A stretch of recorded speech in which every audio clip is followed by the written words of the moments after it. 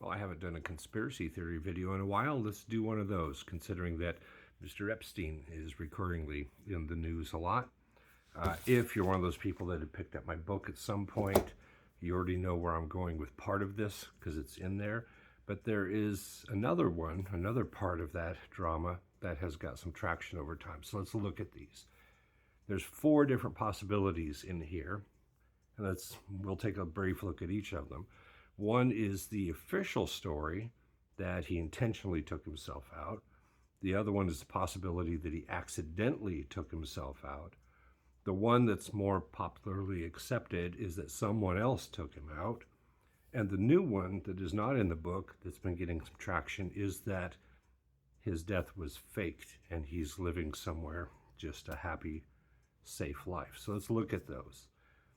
Now, when I do conspiracy theories, I put them on a continuum where one end of it is theories that are logical, rational, could very well be true.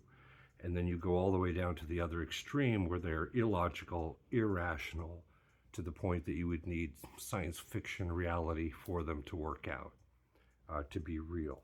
Now, what I like to do here is I will put a conspiracy theory on I'll kind of take a project management approach to it. And what I mean by that is actually think it through. What would it actually take to do it? How many people would it involve? How many materials? How much time would it take? Right? What is the motive for it? What is the goal? And does the theory make sense as far as achieving that goal? Right?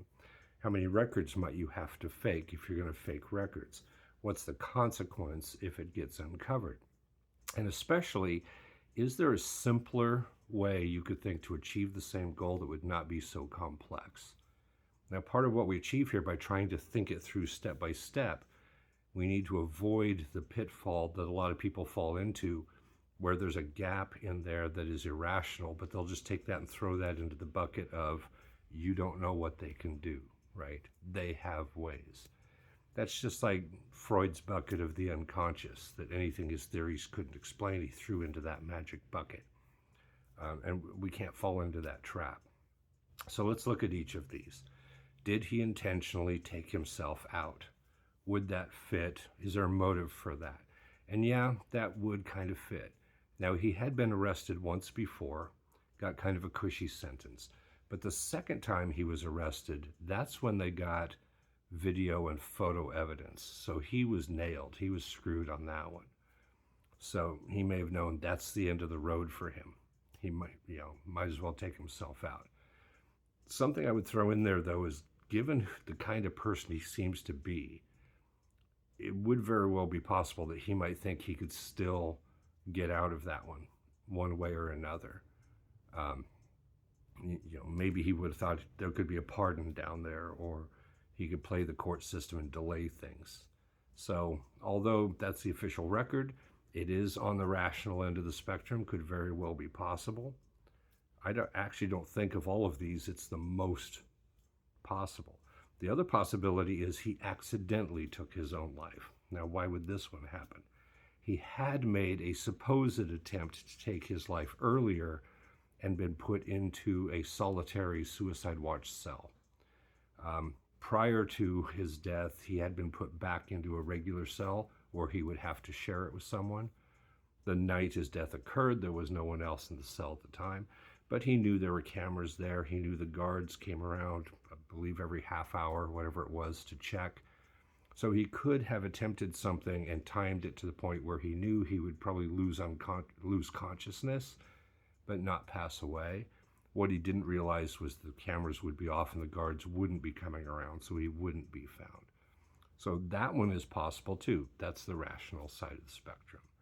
Now, the possibility that someone took him out, I put that one on the rational side of the spectrum too. The motive was definitely there, considering especially now, looking at some of the names that are coming out and how many we probably haven't heard yet, there would be tremendous motive for someone to take him out. Also, considering where he was, how isolated he was, and how few people there were guarding him, it wouldn't take very many people to do it. You wouldn't have to manipulate very many. You don't really need any records. faked or anything like that, and it definitely achieves the goal, right? So that's possible. The fourth one, which is the new one that's coming around, is that his death was faked so that he'd be off the radar and he's off living somewhere. Now, again, taking him out or faking his death, actually, all of these serve the purpose of making sure that whatever evidence was collected would never come out in trial, right? Because once a person is deceased, there's no trial. He could have easily avoided that by just pleading guilty and not going to a trial. But where's the problem, though, with the faked death? If we look at the motive for taking him out, even the motives why he would take himself out, you still have that wild card out there. It's harder, I don't put this one all the way on the irrational end. It's still more on the rational side, but I put it a little more in because it would be easier for the people who wanted him gone just to get rid of him. If you stage a death and have him somewhere else, he's still a potential risk. He's still a potential to leak information, to blackmail people, something else.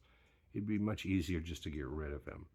So I don't think there would have been a lot of motivation in his friends to fake anything, unless he still had something undiscovered that was hanging over their heads. Now, this is where we have kind of a caveat to this one in news that's coming out recently, in that his ranch is being searched for bodies. Could that be the last piece he had hanging over their heads that might have encouraged them to fake it? Even if they had faked that one and sent him off somewhere, that doesn't mean he's still around. They could have finally decided, okay, he's too much of a risk, let's off him. So none of those are really on the irrational side. We don't need any sci-fi logic to come up with them. And I'm not endorsing personally any one of them, but they're all kind of on that side. I would think the two most likely would be he either accidentally took his own life or someone took him out. The official story that he took himself out, I would put under that. And really the idea that he faked it and is off living happily somewhere, I put that at the bottom. Probably the least likely of those four. So that's where we're at with that one.